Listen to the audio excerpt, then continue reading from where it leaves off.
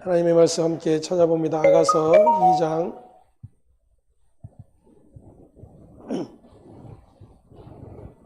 8절에서 14절까지 말씀 함께 봉독하겠습니다. 내 사랑하는 자의 목소리로구나. 보라, 그가 산에서 달리고 작은 산을 빨리 넘어오는구나. 내 사랑하는 자는 노루와도 같고 어린 사슴과도 같아서 우리 벽 뒤에 서서 창으로 들여다보며 창살 틈으로 엿보는구나. 나의 사랑하는 자가 내게 말하여 이르기를, 나의 사랑 내 어여쁜 자야, 일어나서 함께 가자. 겨울도 지나고 비도 그쳤고 지면에는 꽃이 피고 새가 노래할 때가 이르렀는데 비둘기의 소리가 우리 땅에 들리는구나. 무화과 나무에는 푸른 열매가 익었고 포도나무는 꽃을 피워 향기를 토하는구나. 나의 사랑 나의 어여쁜 자야, 일어나서 함께 가자. 바위 틈 낭떠러지 은밀한 곳에 있는 나의 비둘기야, 내가 내 얼굴을 보게 하라. 내 소리를 듣게 하라. 내 소리는 부드럽고 내 얼굴은 아름답구나. 아멘. 일어나 함께 가자라고 하는 제목으로 아가서의 말씀을 통해서 하나님의 은혜와 긍휼로 불러내신 당신의 백성들을 찾아오시고 변함없이 그 은혜의 자리로 이끌어 하시는 그 은총의 일들이 무엇인지를 또 확인할 수 있는 그런 복된 시간 되기를 소망을 합니다. 하나님께서 은혜로 불러내신 자들에게는 하나님의 열심, 다른 말로 표현하면 하나님의 언약이 반드시 성취되어진다라고 하는 사실을 성경 우리에게 가르쳐주고 있습니다. 때문에 하나님의 은혜의 자리에 이끌려진 자, 다시 말하면 하나님으로부터 믿음이 주어진 자들은 하나님의 긍휼하심으로 말미암아 하나님께서 이루어 놓으신 그 구원의 은총과 은혜의 자리가 무엇인지를 우리에게 가르쳐 주실 뿐만 아니라 변함없이 결국 그 완성의 자리로 우리를 인도해 가시는 하나님의 일하심들을 함께 믿음으로 고백하게 되는 일이 발생이 되는 것입니다. 그럼에도 불구하고 신자의 삶에는 때로는 연약하고 때로는 낙심하고 때로는 믿음과 상관없는 것 같은 일들이 종종 나타나기도 하죠. 하지만 우리의 그런 믿음과 상관없는 하나님의 열심이 하나님의 언약의 성취는 변함없이 이루어지고 있다고 하는 사실을 우리는 언제나 기억할 수 있어야 할 것입니다.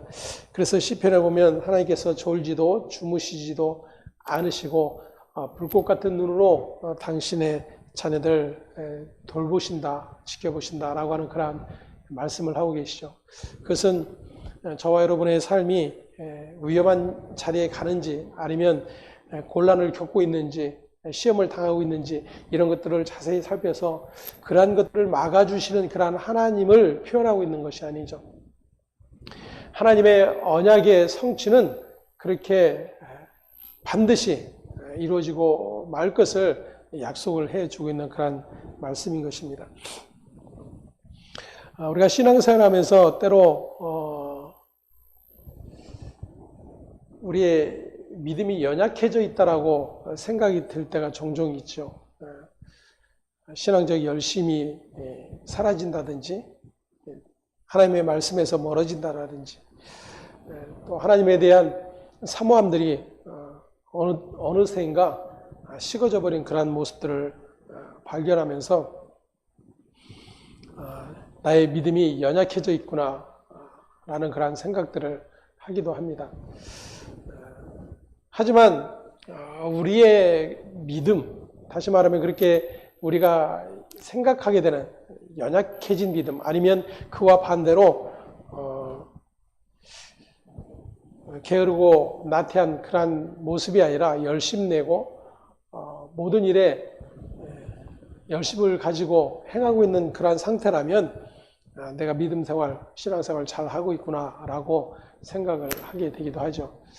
이 둘 모두 다 결국은 우리에게 있는 어떤 믿음이라고 하는 그런 도구를 나의 도구로 이렇게 생각을 하기 때문에 발생되어지는 그런 일들인 것이죠. 그럼에도 불구하고 하나님의 구원은 너무나도 확실하다고 하는 것을 성경 우리에게 전해주고 있습니다. 왜냐하면 우리는 하나님을 떠난 자들일 뿐만 아니라 하나님의 말씀을 거역한 자들이었던 것이죠. 다시는 그 하나님의 말씀의 자리로 돌아갈 수 없었던 그러한 자들입니다. 때문에 하나님께서 친히 찾아오시겠다라고 말씀하여 주셨고, 찾아오셔서 당신의 생명의 영원한 그 자리를 다시금 허락해 주신 그런 은혜들을 우리가 확인을 하게 됩니다. 때문에 신자의 믿음이라고 하는 것은 언제나 그 하나님의 언약, 그리고 그 언약을 성취,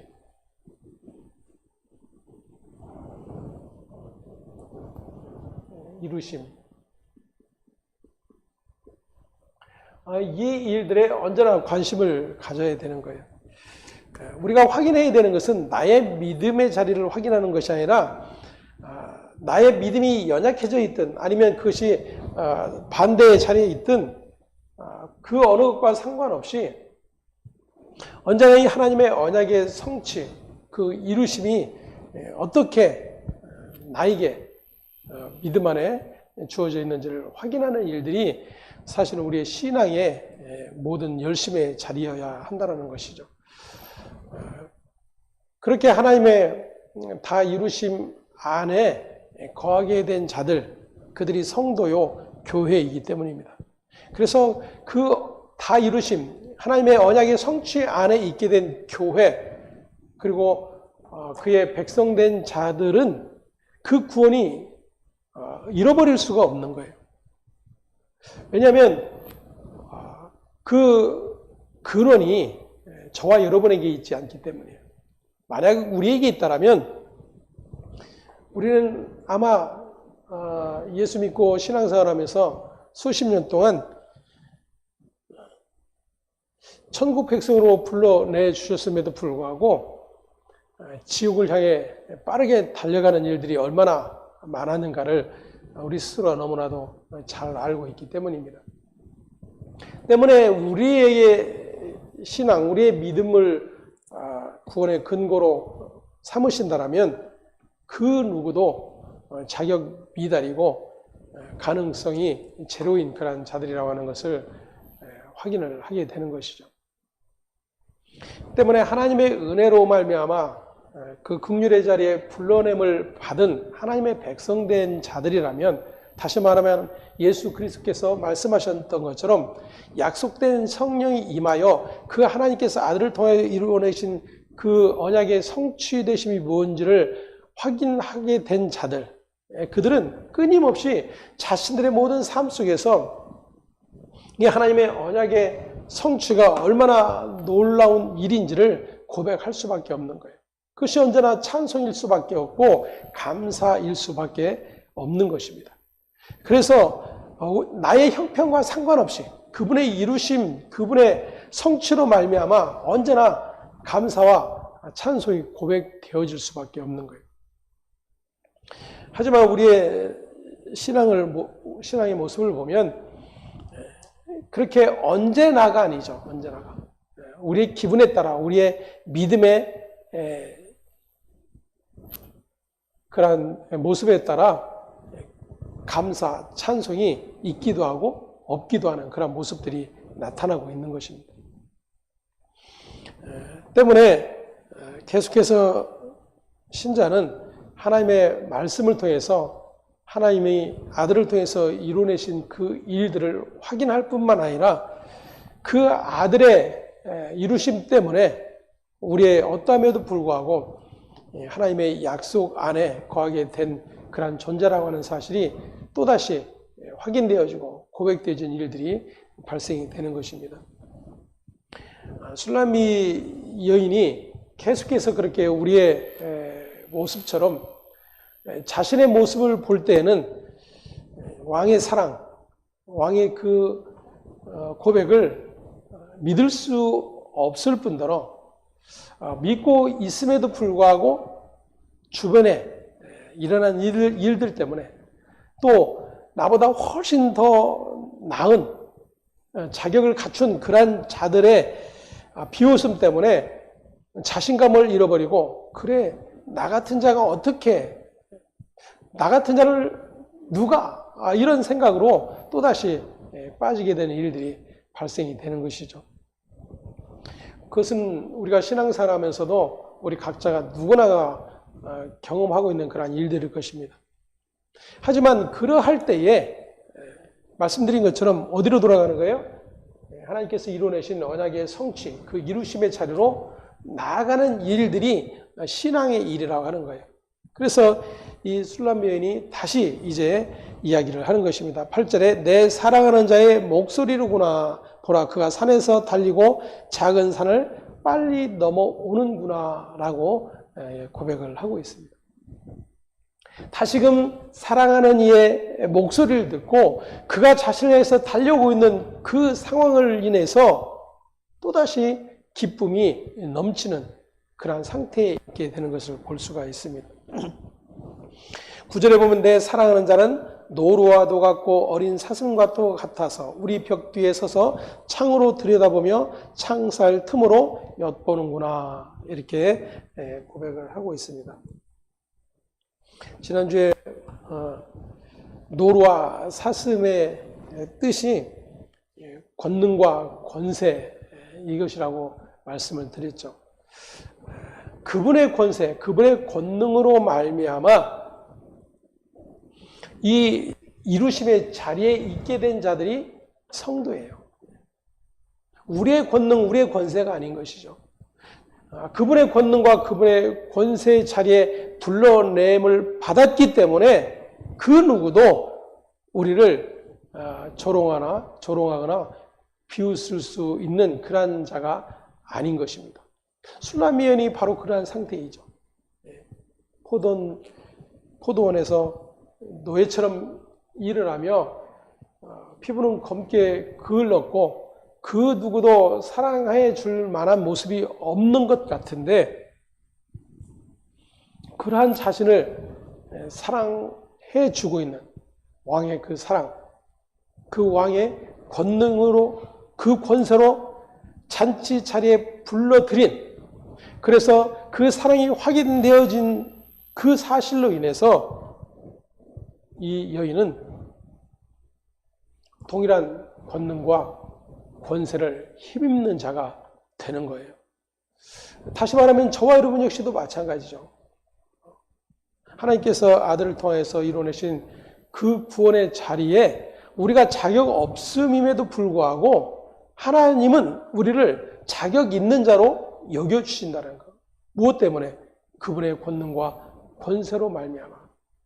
그 아들됨의 권능, 그 아들됨의 권세 자리에 우리를 이끌어 주심으로 말미암아 하나님은 우리를 동일하게 여겨주시는 일이 발생이 되어진다는 거예요.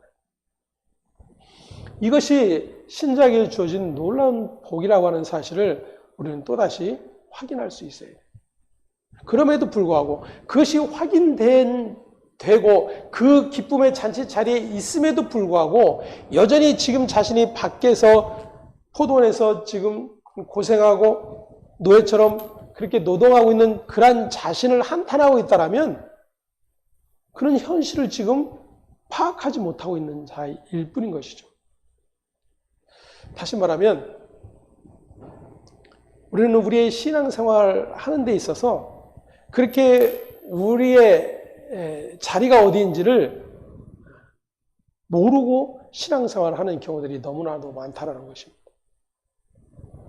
그분의 잔치 자리에 그분의 권세, 그분의 권능, 그분의 영광이 동일하게 주어졌음에도 불구하고 나 스스로를 계속해서 자격 없음으로 계속해서 여기고 있다라면 그분의 사랑과는 전혀 상관없는 그러한 모습이 될 수밖에 없는 거예요.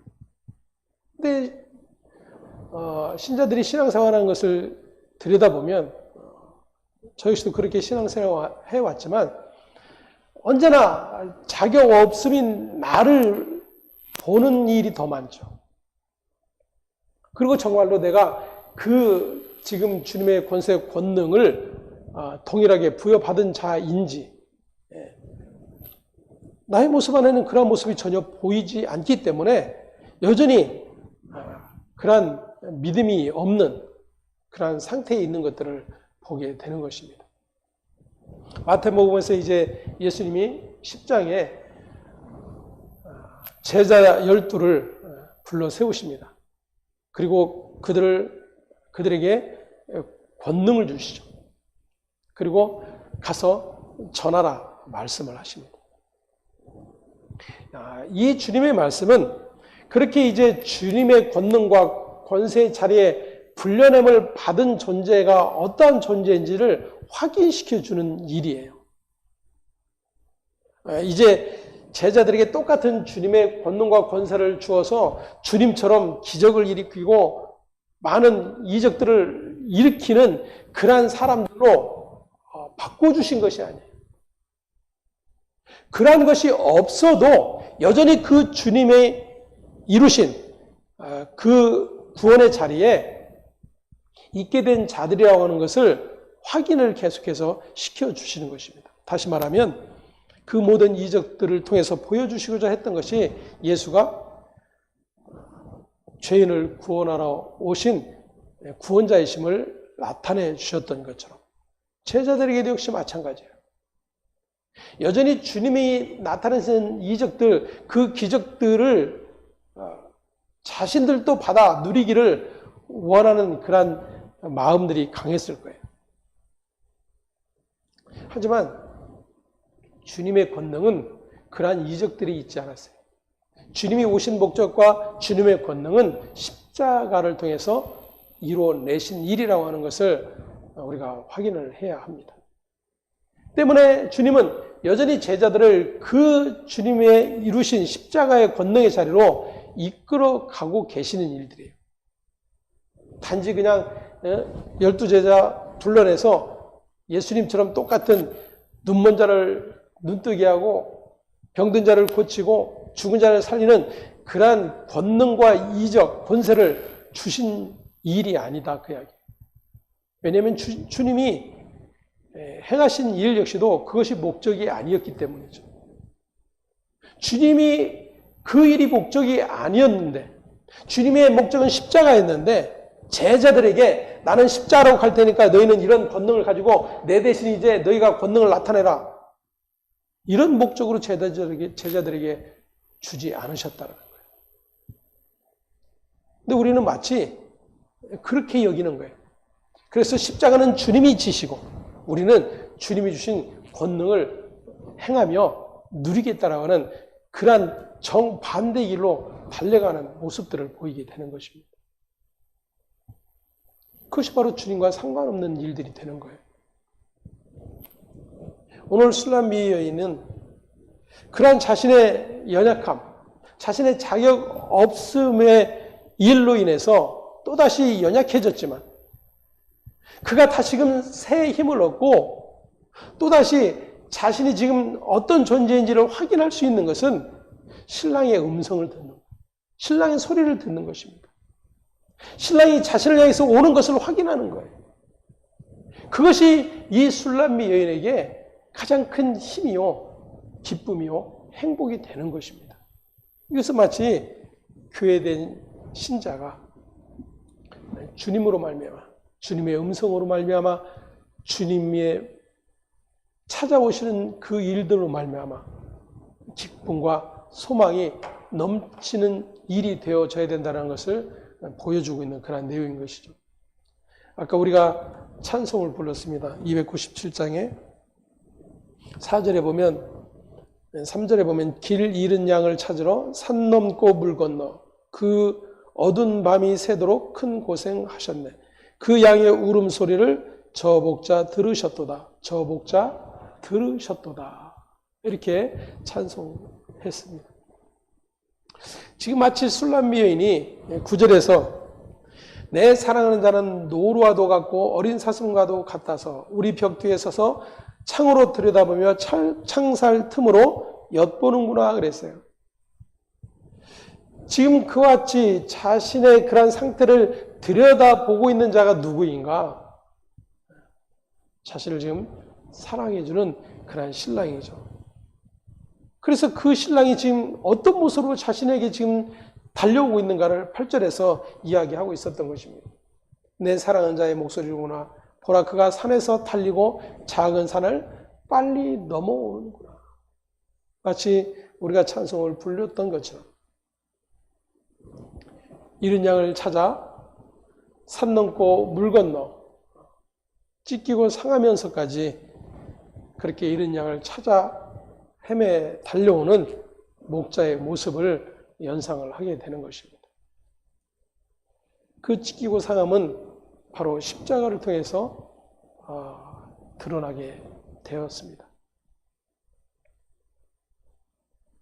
때문에 그 십자가의 죽으심은 이런 잃어버린 양, 여기서 잃어버린 양이라고 하는 것은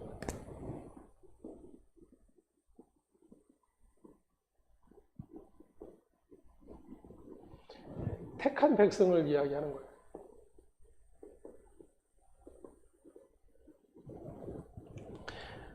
아흔아홉 마리의 양이 있음에도 불구하고 그 99마리 외에 잃어버린 한 마리 양을 찾는 그런 목자를 표현해 주고 있죠.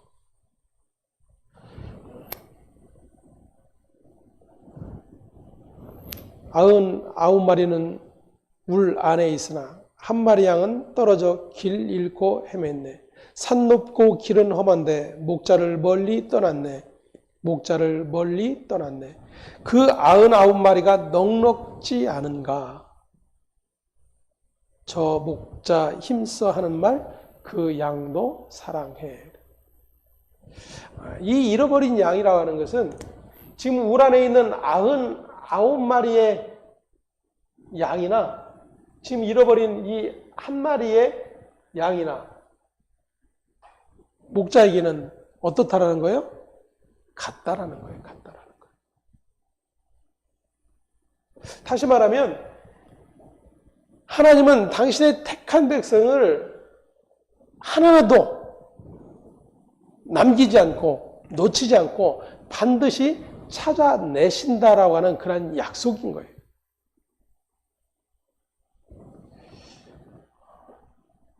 이 같은 하나님의 일하심이 잃어버린 자된 우리에게 얼마나 놀라운 은혜와 은총의 소식인가 하는 것입니다. 다시 말하면 얼마나 놀라운 복음인가 하는 거예요. 요한복음 10장 14절에서 17절 말씀을 통해서 한번 확인을 해보겠습니다.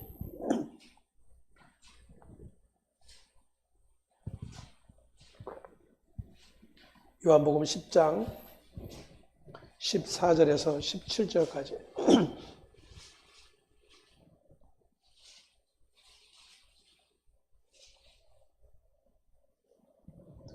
함께 봉독합니다. 나는 선한 목자라. 나는 내 양을 알고 양도 나를 아는 것이 아버지께서 나를 아시고 내가 아버지를 아는 것 같으니 나는 양을 위하여 목숨을 버리노라. 또 이 우리에 들지 아니한 다른 양들이 내게 있어 내가 인도하여야 할 터이니 그들도 내 음성을 듣고 한 무리가 되어 한 목자에게 있으리라. 내가 내 목숨을 버리는 것은 그것을 내가 다시 얻기 위함이니 이로 말미암아 아버지께서 나를 사랑하시느니라. 아멘. 목자가 양을 찾으러 왔는데 거짓 목자들에 의해서 속은 그러한 자들이 참된 목자의 음성을 듣지를 못하는 것입니다. 때문에 선한 목자는 자기 목숨을 버림으로 아버지께서 자기에게 주신 양들을 찾아내신다라고 하는 그런 이야기를 하고 계시는 것이죠.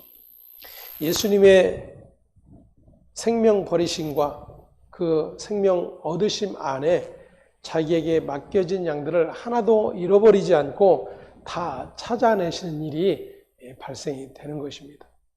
다시 말씀드리면 예수 그리스도의 십자가와 십자가의 죽으심과 그 부활을 통해 당신의 택하신 자기 백성들을 하나님은 반드시 다 찾아내고 마신다라는 거예요. 여러분, 신자는 이 약속을 믿는 자일 뿐 아니라 이 약속 안에 거하고 있는 자들이에요. 때문에 신자가 무엇을 계속해서 확인해야 하는가를 우리가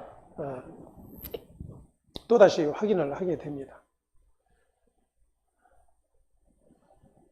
요한복음 6장에 보면 예수님께서 이렇게 말씀하세요.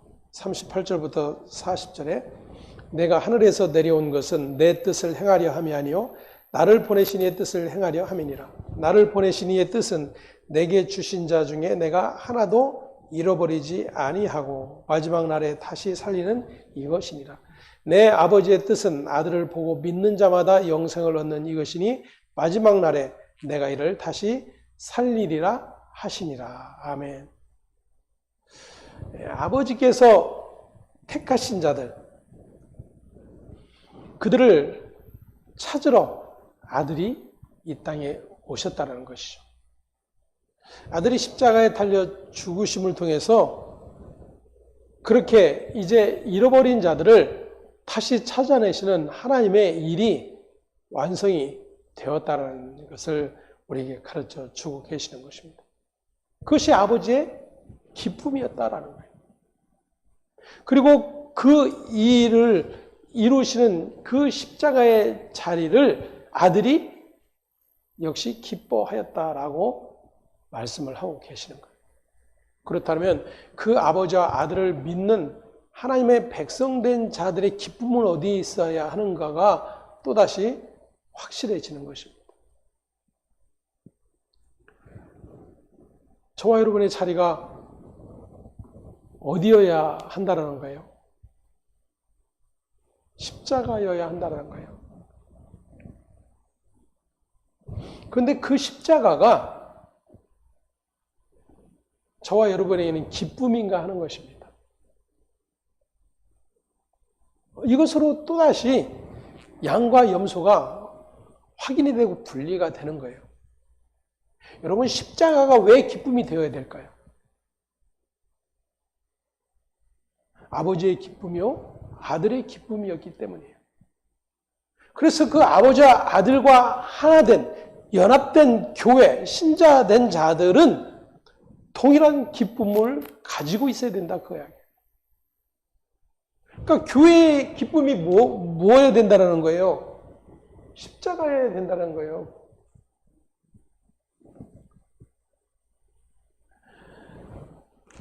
근데 이런 이야기하면 다 인상을 찡그릴 거예요, 아마.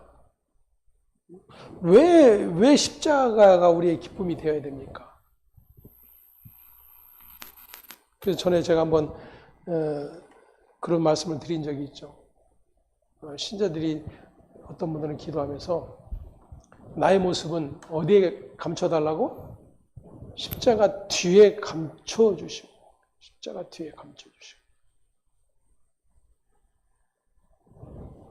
그건 뭐예요? 나는 십자가를 원치 않는다, 그 이야기예요. 나의 부끄러움, 나의 죄는 어디에 감춰달라고요? 십자가 뒤에 감춰달래요.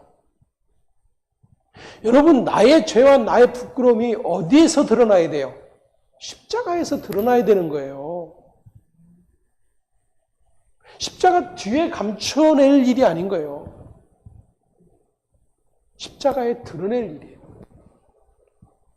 그리고 그 죄로 말미암아 십자가에서 내 죄가 확인이 되고 그 죄가 예수와 함께 십자가에 못 박혀지는 사건이 무엇이 되는 거예요? 저와 여러분의 기쁨이 되는 거예요. 기쁨, 여러분. 그 일이 아버지의 기쁨이었고 아들의 기쁨이었다라고 말씀을 하고 계시잖아요. 그럼에도 불구하고 교회와 신자들은 그 십자가를 원치 않아요.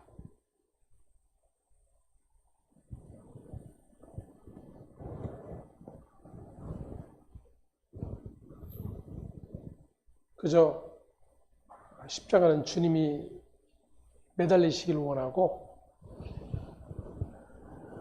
주님의 십자가를 통해서 얻게 된 영광만 나에게 가득하기를 원하는 일들만 고백되어지고 있는 것을 보게 됩니다.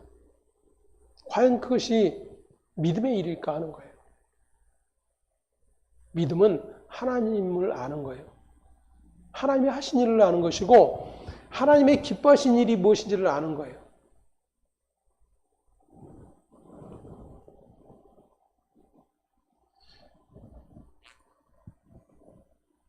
오늘 9절에 이야기하고 있는 것처럼 사랑하는 그분이 산을 넘고 언덕을 넘어오는데 노루처럼 사슴처럼 빠르게 달려오고 있는 것을 고백하고 있습니다. 자신이 지금 여전히 자격 없음, 연약함, 또 왕궁의 자격을 갖춘 이들의 조롱 이런 것들로 인해서 또다시 자신의 연약함의 자리로 숨어 들어가는 그러한 나를 향해서 누가 지금 빠르게 달려오고 있는 거예요? 나를 사랑해주는 그 신랑이 빠르게 달려오고 있다라고 고백을 하고 있는 것입니다. 본문 10절과 11절 함께 봅니다. 나의 사랑하는 자가 내게 말하여 이르기를 나의 사랑 내 어여쁜 자야 일어나서 함께 가자. 겨울도 지나고 비도 그쳤고 그 사랑하는 자가 그 사랑하는 님이 빠르게 찾아와서 내 손을 잡아 일으키며 일어나 나와 함께 가자라고 말해주는 거예요. 겨울도 지나고 비도 그쳤고 그래. 팔레스타인은 겨울이 우기철이죠. 그래서 겨울에 비가 내리는데 이제 그 비가 그쳤음을 이야기를 해주고 있는 것입니다. 여기서 우리가 이제 우리 신앙의 이 모습을 또다시 한번 확인을 해야 할 필요가 있는데 여러 번 이제 다루었지만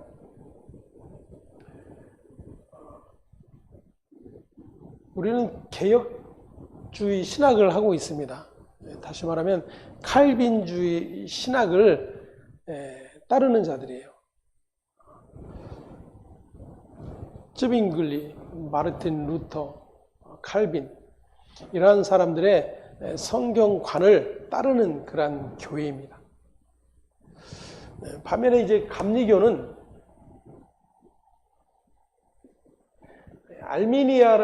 알미니안이라고 하는 이 사람의 신학을 따르는 자들이에요.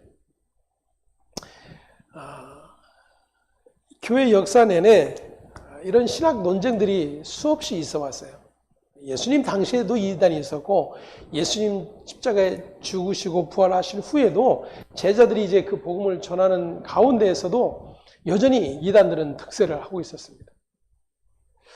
그래서 예수가 하나님이 아니다 하나님이다, 예수는 인간이다, 아니다 신이다, 뭐 이런 논쟁들이 끊임없이 있어 왔어요.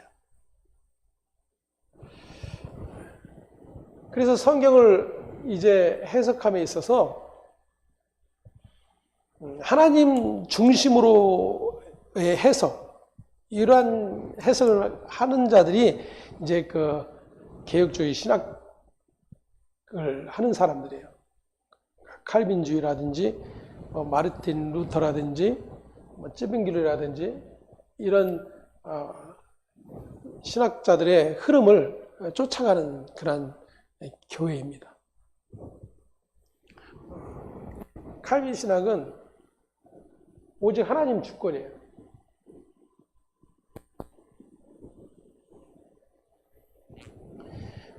그래서 칼빈의 5개의 교리가 있죠.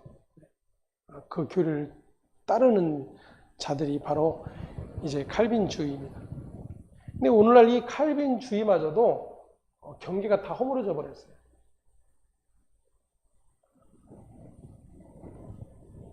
이 알미니안주의는 하나님과 사람, 이 협력이 있어야 돼요. 그래야 구원이 완성이 된다라고 이해를 하는 거예요. 무슨 이야기냐면, 자, 하나님께서 구약에 보면 메시아를 보내겠다고 약속을 해주셨어요. 그래서 그 메시아에 대한 기대와 이해는 동일해요. 그리고 그 메시아가 바로 예수라고 하는 그 일에도 동일한 이해를 가지고 있어요. 하나님이 약속한 메시아가 바로 예수였다. 그래서 예수의 십자가의 죽음도 우리의 죄를 구원하기 위한 하나님의 일이다라는 것에 이견이 없어요. 근데 어디에서 이게 갈라지냐면, 자, 하나님은 아들을, 메시아를 보내겠다고 약속했고 그 약속대로 이 땅에 오셨을 뿐만 아니라 십자가에 죽으셨어요. 자, 이 십자가에 달려 죽은 예수를 나의 구원자로 믿으면 어떻게 되는 거예요? 구원을 얻는다라고 성경은 가르쳐주고 있는 거죠. 누구든지 예수를 주로 고백하면 구원을 얻는다라고 말씀을 하고 있기 때문에. 자, 그러면 여기까지는 이견이 없어요. 알미니안이나 칼빈주의나. 자, 그런데 어디서 나뉘냐면, 자, 하나님은 그렇게 다 약속했고 준비하셨고 다 완성해 놓으셨어요. 그러면 이제 사람은 무엇만 하면 돼요? 믿기만 하면 돼요. 그런데 이렇게 해야 구원이 있습니다. 다시 말하면 천국 갑니다. 우리가 흔히 전도하잖아요. 전도하는데 어떤 이는 아, 그렇군요 라고 교회에 나오는 이도 있고, 뭐 처음부터 믿어서 나오지 않지만 그래도 이제 교회라는 곳에 들어와서 신앙생활 하다 보면 아, 그렇군요, 예수가 그렇게 십자가에 달려 죽으셔서 우리 죄를 구원하신 분이구나라고 믿기 시작하면서 그 믿음이 자라면서 구원을 얻는다라고 여기는 거예요. 그런데 웃기는 소리 하고 있네. 그런 게 어딨어? 라는 사람들이 분명히 있죠. 전도를 하다 보면. 자, 그러면 하나님의 아들을 십자가 못 박아 죽게 하신 이 일은 사실로, 역사적인 사실로도 기록이 되어 있어요. 그런데 그것을 지금 누가 믿지 않는 거예요? 예를 들어서 A와 B가 있다고 하면 A라는 사람은 믿어요. B는 믿지 않아요. 그러면 지금 이 구원을 받지 못하는 자가 하나님 때문이에요? 자신 때문이에요? 자신 때문이죠. 자, 그래서 알미니안이 이제 이런 고민을 한 거예요. 분명히 하나님이 약속하신 것, 아들을 보내신 것, 아들이 십자가에 죽고 죽은 지 3일 만에 다시 부활하여 승천하신 것은 다 사실인데 왜 어떤 이는 믿어 구원에 이르고 어떤 이는 믿지 않는 일이 일어나는가? 그렇잖아요. 그러면 지금 저와 여러분에게 질문할게요. 그럼 여기서 지금 구원을 받지 못하는 B는 하나님이 이 B에게 이 예수를 구원자로 보내지 않아서 구원이 없는 거예요? 아니죠. 예수가 십자가에 죽으신 이 사실로 인해서 사람들이 흔히 이야기하기를 하나님은 온 인류를 구원하시기를 원하셨다, 그런 표현을 해요.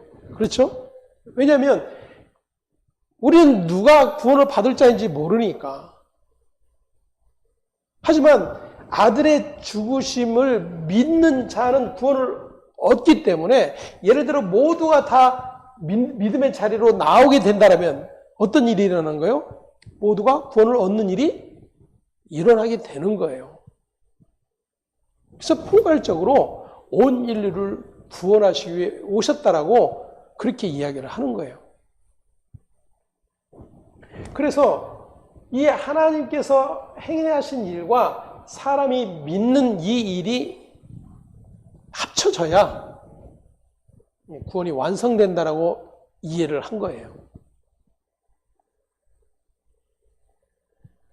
그런 것 같아요? 아닌 것 같아요?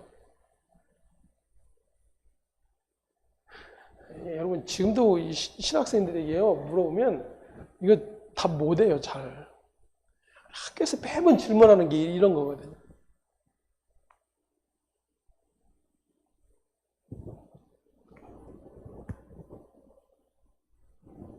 이치적으로 맞아요. 맞는 것 같아요. 아니, 아무리 설명을 해주고 성경이 이렇다고 펼쳐서 가르쳐 주어도 우리 이 선생님 어떠세요? 예, 주여 믿습니다. 이래요? 예, 아직 우리는 모르잖아요. 예. 무슨 그런 게 있노? 뭐 이해가 되어지지 않잖아요. 받아들일 수가 없는 거예요. 안 믿어지는 거거든요. 그럼 누구의 책임이에요? 하나님의 책임이에요? 본인의 책임이라고 우리는 여겨질 수밖에 없는 거예요. 근데 왜 개혁교가 이 알미니안주의를 배격하는가예요. 배격한다는 것은 옳지 않다라는 거잖아요. 그럼 이 칼빈주의가 이야기하는 건 뭐예요? 그거는 하나님의 주권적인 은혜다라고 이야기하는 거예요. 하나님의 주권적인 은혜다. 다시 말하면 하나님이 예정하신 자들, 택하신 자들을 찾아내어 구원하신다라는 이야기예요. 그래서 그러한 하나님의 은혜가 임하게 되면 믿음의 고백이 일어난다라고 이야기를 하는 것입니다. 그러면 자, 여기서 사람의 책임이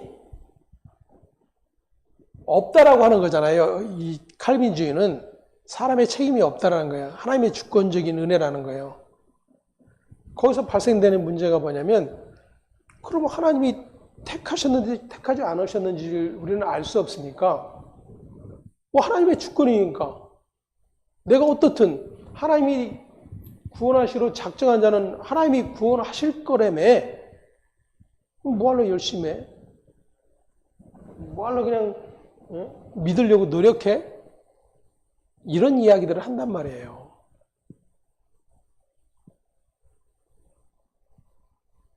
우리도 그랬잖아요, 한 번씩.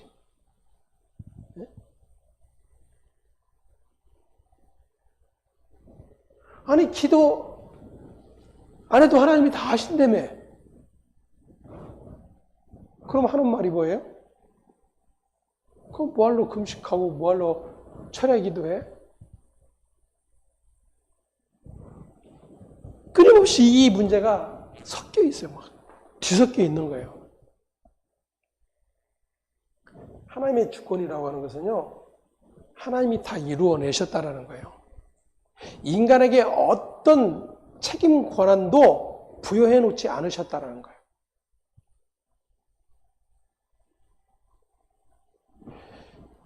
신자는요, 그것을 확인해 가는 자들이에요.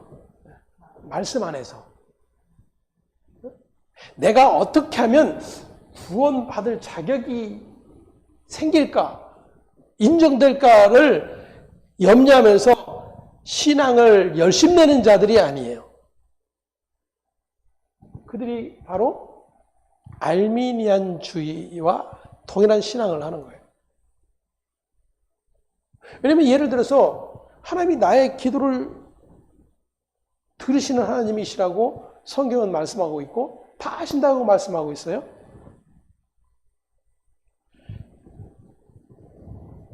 그래서 그 하나님의 주권을 인정하면 뭐가 약해지는 거예요? 기도가 약해지는 거예요. 약해지는 거예요. 그런데 이 알미니안주의자들은 계속해서 이 하나님과 사람의 협력 관계를 이야기를 해요. 하나님은 지금 은혜 주시려고 준비해 놓고 계시다 그거예요. 복 주려고 지금 보따리 준비해 놓고 있다 그거예요. 뭐만 하면 돼요? 받을 준비를 하면 돼요. 받을 준비를. 그래서 작은 그릇도 아니고 큰 그릇을 어떻게 하면 만들까를 계속해서 고민을 하게 되는 거예요. 신앙 생활하면서. 그래서 좀 더 기도하려고 애를 쓰고, 좀 더 말씀을 읽으려고 애를 쓰고, 좀 더 경건한 삶을 살려고 애를 쓰고. 왜요? 그래야 하나님이 준비해 놓으신 것들을 누릴 수 있다라고 여기는 거예요. 근데 그것을 뒤집어 보면 어떤 이야기가 되느냐면, 내가 복이라고 여기는 것들을 내가 지금 정해놓고 있는 거예요. 하나님께서 말씀하신 복이라고 하는 것에 초점을 맞추고 그 복의 기준을 가지고 나를 들여다보고 우리의 삶을 들여다보는 것이 아니라 자신들이 정해놓은 그 복이라고 하는 개념을 가지고 하나님을 바라보는 거예요.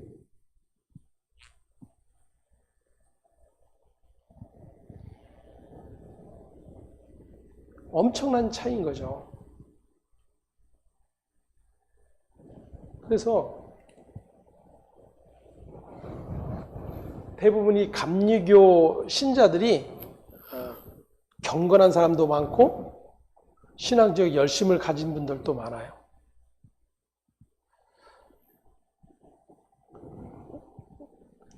뭐 지금 이제 은퇴하셨지만 혹 유기성 목사님 아실 거예요. 그래도 한국교회에서 존경받는 분이죠. 아직까지 스캔들 하나 없었어요. 그리고 깨끗하게 은퇴했어요. 지금도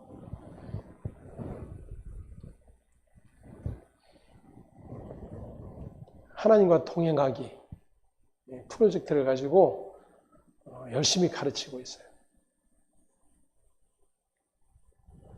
제가 복음을 이야기하면서 몇 분 이렇게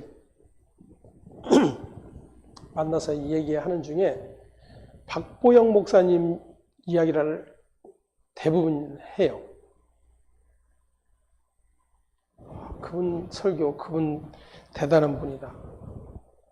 그분도 역시 감리교 목사예요. 그분 아버지도 감리교 목사예요. 그분 설교를 들어보면 부끄러워요. 정말로 부끄러워요. 내가 이게 신앙생활 하는 게 맞는가? 내가 목사 맞나? 이런 자괴감이 들 정도예요. 그가 어떻게 세상에서 방황하다가 하나님의 은혜로 목사가 되어서 그 힘들고 어려운 일들을 해왔는지.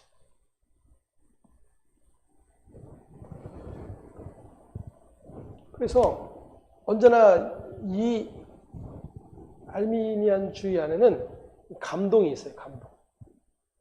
무엇에 대한 감동일까요? 그 사람의 믿음의 행위에 대한 감동들, 그 사람의 믿음의 열심들, 거룩에 대한 감동이 있어요. 반면에 이 칼빈주의에는요, 그런 부분들이 너무나도 연약해요. 툭 하면 장로교회 문제 막 발생하고, 세습 문제 터지고, 성추행 문제 터지고, 온갖 부끄러운 일들이 가득해요.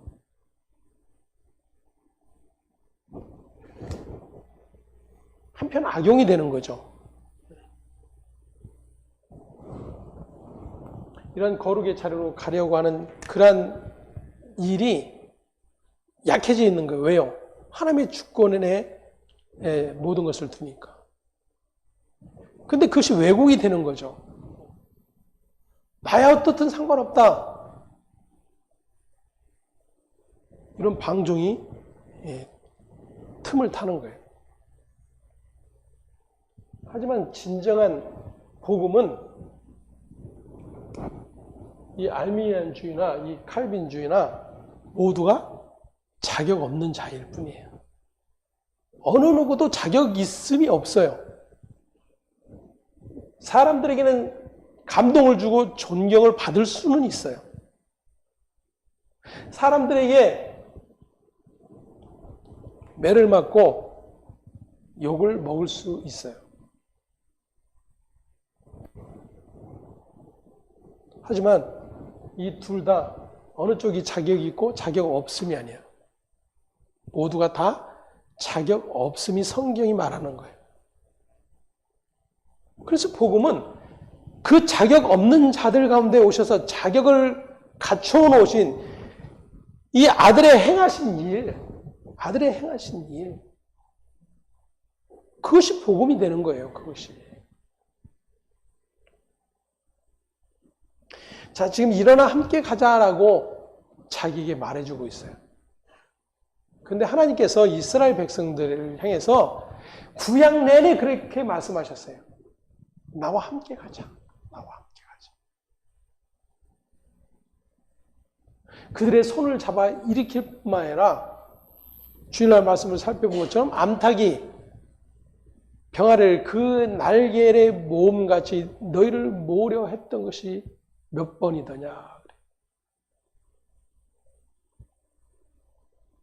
그럼에도 불구하고 그들은 끊임없이 그 아버지의 원함의 자리로 않는 일에 빠르게 달려가는 일들로 가득하였어요.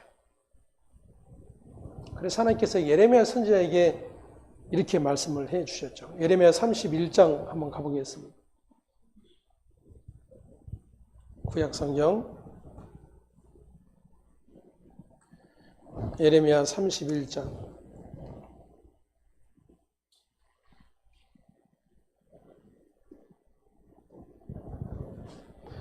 아가서 조금 뒤쪽입니다.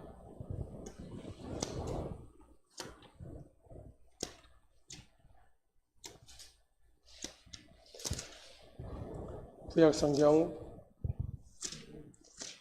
1100쪽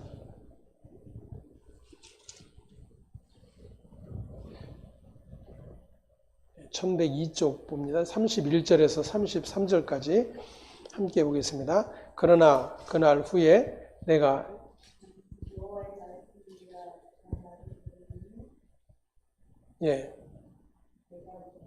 31절부터 여호와의 말씀이니라. 보라, 날이 이르리니 내가 이스라엘 집과 유다 집에 새 언약을 맺으리라. 이 언약은 내가 그들의 조상들의 손을 잡고 애굽 땅에서 인도하여 내던 날에 맺은 것과 같이 아니할 것은 내가 그들의 남편이 되었어도 그들이 내 언약을 깨뜨렸음이라. 여호와의 말씀이니라. 그러나 그날 후에 내가 이스라엘 집과 맺을 언약은 이러하니 곧 내가 나의 법을 그들의 속에 두며 그들의 마음에 기록하여 나는 그들의 하나님이 되고 그들은 내 백성이 될 것이라. 여호와의 말씀이니라. 아멘.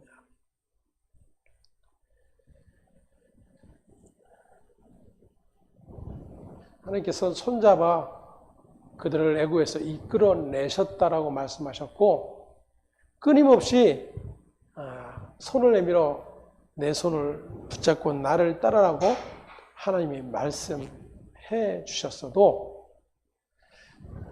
끝끝내 그 손을 잡지 않은 자들이 바로 이스라엘이었어요. 다시 말씀드리면 에덴으로부터 가능성이 사라져버린 그러한 자들이에요.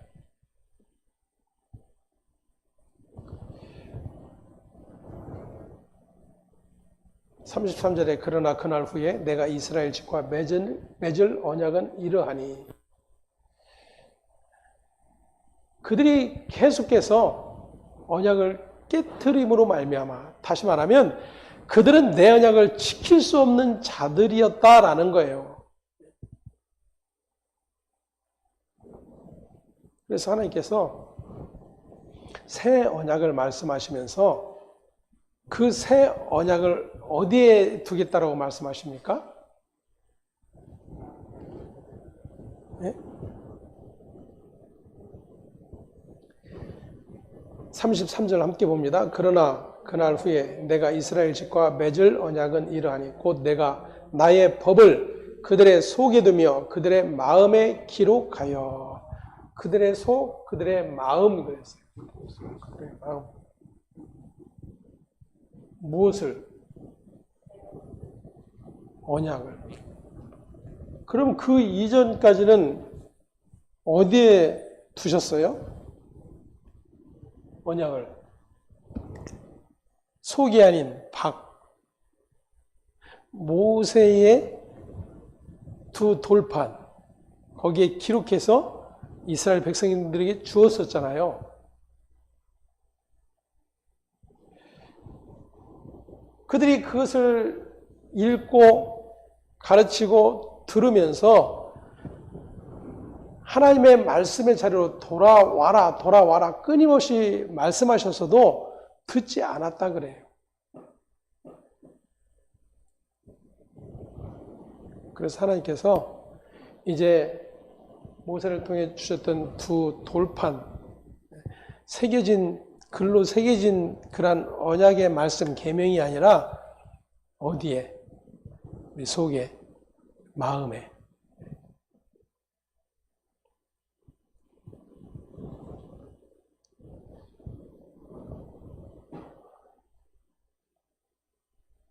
말씀이 함께하는 그러한 자들로 하나님이 만드시겠다라고 약속을 해 주고 계신 거예요. 그래서 똑같은 이야기를 하는 거죠. 나는 그들의 하나님이 되고 그들은 내 백성이 될 것이라. 이게 언약이에요. 내가 그들의 하나님이 될 것이고 그러기 때문에 너희는 내 백성이다 그 이야기예요. 여기 아까 이 알루미니안 주의로 보면요. 나는 그들의 하나님이 될 것이고 너희는 내 백성이 되리라 그러면 그 백성 되기 위해서 어떻게 돼요? 말씀을 열심히 지켜 순종해야 되는 거예요. 근데 그러한 자들이 한 사람도 없었다 그 이야기예요.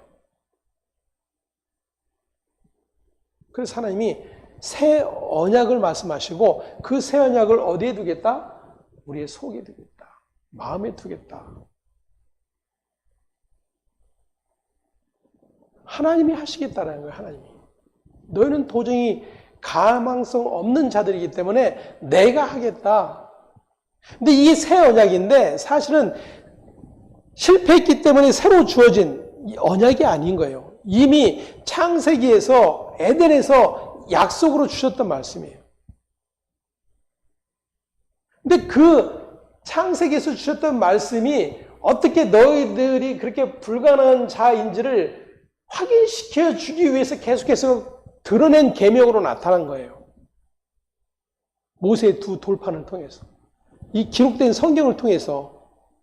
그러니까 오늘날 신자가 해야 될 일이 뭐예요? 이 말씀 보면서 야 이스라엘이 이랬네? 이렇게 불순종했네? 우리는 그렇게 하지 말아야지. 이게 지금 하나님이 기뻐하시는 일이 아니다 그 이야기예요.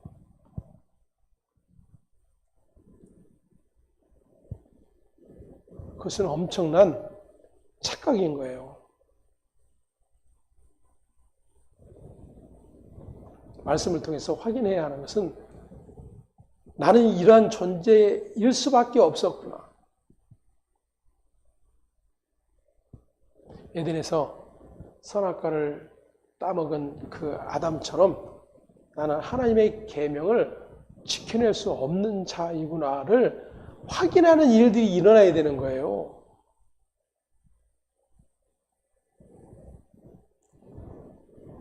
그래서 예수님이 하신 말씀이 잃어버린 자를 찾아오셨다는 말씀이 바로 그러한 자를 찾고 계시는 거예요.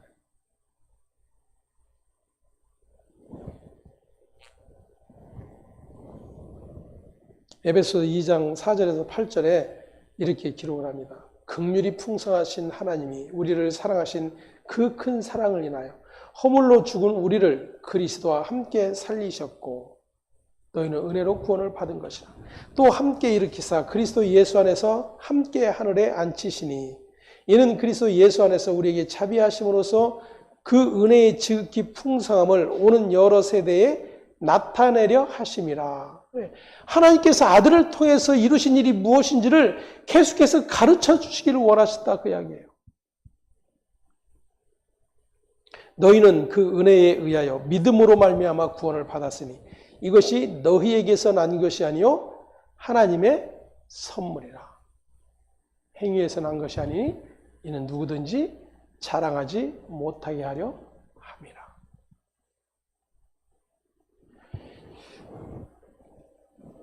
지금 무엇이 하나님의 은혜 안에 있음이고 무엇이 하나님이 기뻐하시는 일인지를 확인을 하게 되는 거예요. 그럼에도 불구하고 나는 그렇지 못한데 나보다 훨씬 나은 어떤 사람을 부러워하면서 존경해주고 믿음이 있으니까 목사니까 경건하게 살려고 애쓰니까 야 그래도 다르구나. 하나님은 거기에 관심이 없다니까요. 하나님이 아들 예수를 통해서 뭐라고 말씀하셨는지를 우리가 마태복음에서 확인했죠. 내가 온 것은 의인을 부르러 온 것이 아니요 죄인을 부르러 왔노라. 다시 말하면 예수님은 의인에 관심이 없다 그거예요. 여러분 너무나도 분명한 사실이에요. 예수는 의인에게 관심이 없어요. 누구에게 관심이 있다고요? 죄인에게. 그러니까 의인 되려고 애를 쓰는 일은 주님의 관심 밖에 있는 일이에요. 그러면 그 주님의 일을 이해하지 못한 자는 이렇게 이야기하는 거죠. 그럼 의인 되려고 애쓸 필요가 없네요. 제자들이 그랬죠. 그러면 도대체 누가 구원을 얻을 수 있습니까? 저렇게 순종하며 열심히 다 지킨 저 사람이 영생을 얻지 못한다면 도대체 누가 구원을 얻을 수 있습니까? 주님의 관심과 주님의 말씀을 전혀 이해하지 못한 제자들의 질문이었던 거예요.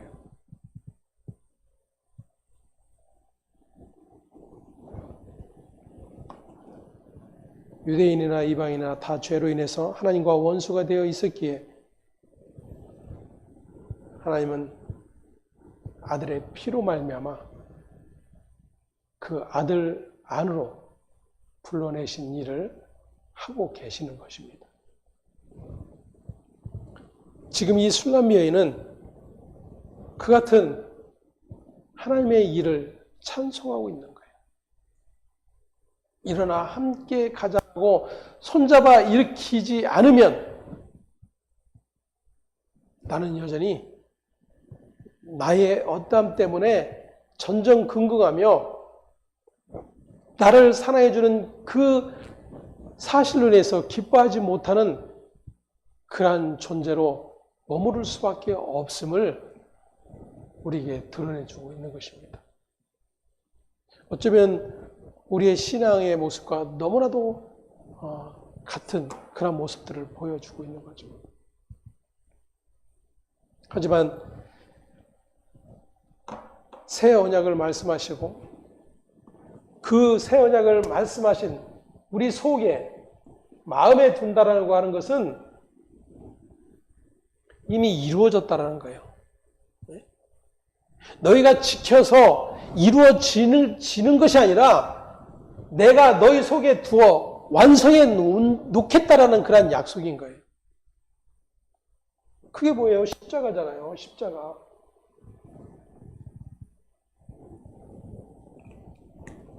그래서 구원은 오직 하나님의 일인 거예요. 하나님의 일. 은혜로 말미암은 그 은혜에 속한 일. 하나님과 사람의 협력의 일이 아닌 거예요. 신앙 역시도 마찬가지입니다. 신앙은 구원에 관한 일을 알고 배워가는 일이, 그 구원으로 인해서 기뻐하고 즐거워하는 일이 나타나지는 것이 교회예요. 다시 말씀드리면 십자가의 자리로 가는 일이 즐거움이 되어지는 자들이 누구예요? 교회라고 하는 것입니다. 이 비밀을 세상은 알 수가 없는 거예요. 그게 무슨 저주지, 그게 무슨 부끄러움이지, 그게 고난이지, 그게 기쁨이요 면류관일 수 있냐라는 거예요. 그런데 그것이 기쁨인 것을 아는 자들이 있어요. 아들의 피로 아들과 하나 된 자들. 그들만 알아요, 그들만.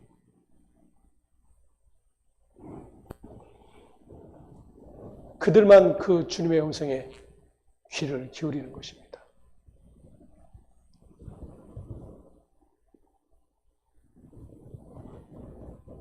새 언약으로 완성해 놓으신 그 은혜의 자리에 있게 된 자들이 바로 저와 여러분이라고 하는 사실을 또다시 기억할 수 있기를 바랍니다.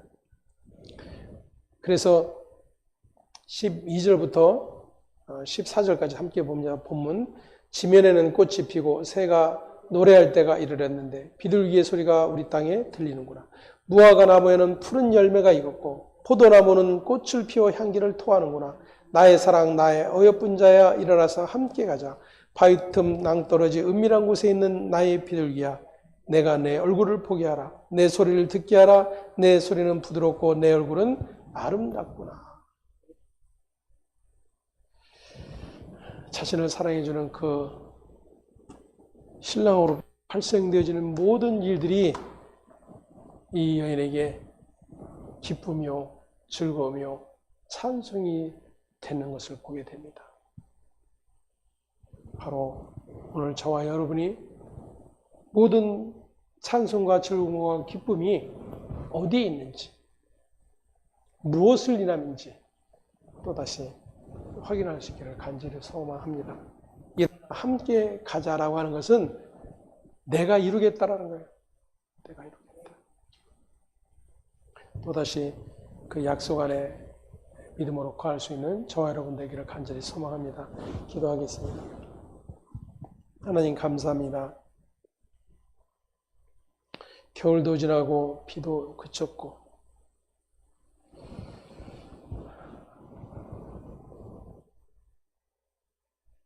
포도나무에 꽃이 피고 무화과는 푸르게 익어가는 그 모든 결실의 아름다움이